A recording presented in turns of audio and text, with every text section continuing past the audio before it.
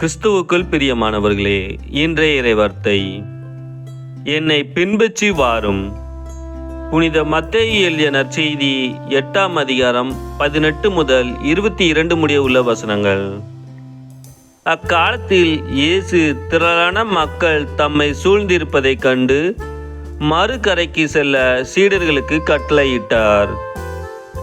அப்பொழுது மறைநூல் அறிஞர் ஒருவர் வந்து, போதகரே, நீர் எங்கே சென்றாலும் நானும் உம்மை பின்பற்றுவேன் என்றார்.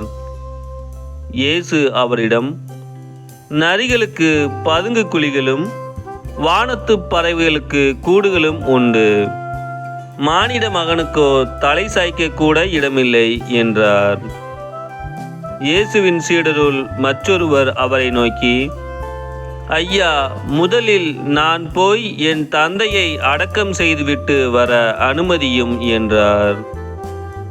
இயேசு அவரை பார்த்து, நீர் என்னை பின்பற்றி வாரும். இறந்தோரை பற்றி கவலை வேண்டாம், அவர்கள் அடக்கம் செய்யப்படுவார்கள் என்றார்.